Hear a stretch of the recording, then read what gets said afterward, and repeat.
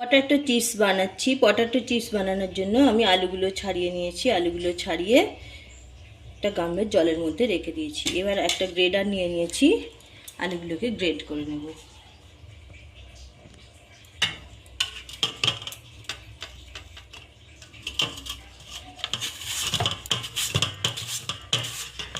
দেখুন এইভাবে করলে এরকম ডিজাইন হয়ে যাবে। এখানটা দিয়ে গ্রেড করছি।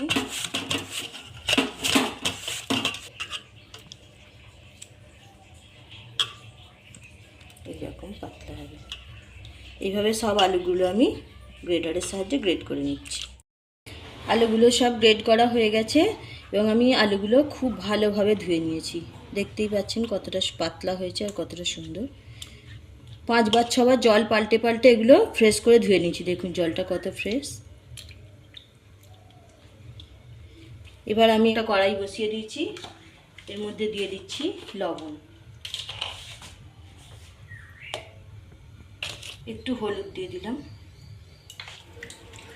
কড়াইতে সব আলুগুলো এইভাবে দিয়ে দিচ্ছি, দিয়ে 3-4 মিনিট রাখবো। 4 মিনিট হয়ে গেছে। এবার আমি গ্যাসের ফ্লেমটা অফ করে দিলাম। এবার আলুগুলো একটা ঝুড়িতে ঢেলে জলটা ঝরিয়ে নেব।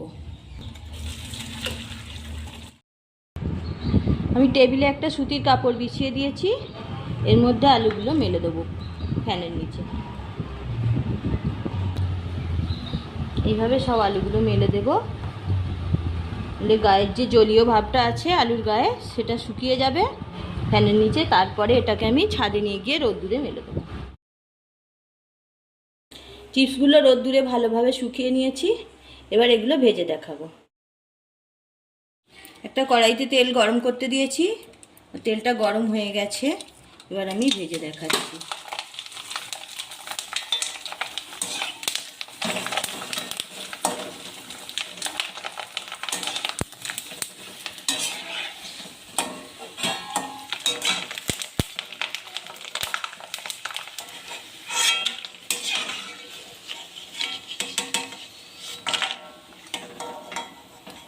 এইভাবে চিপসগুলো ভেজে নিচ্ছি।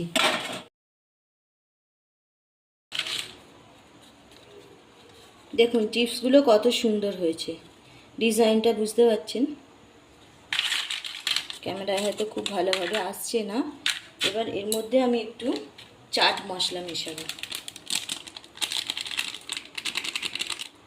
একটু বিট লবণ, খুব বেশি লবণ দিলাম না, না আলুতে দেয়া আছে। একটু লাল লঙ্কার গুঁড়ো,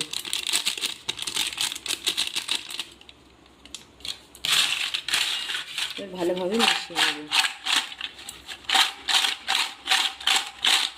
দেখুন একদম দোকানের মতো চিপস রেডি।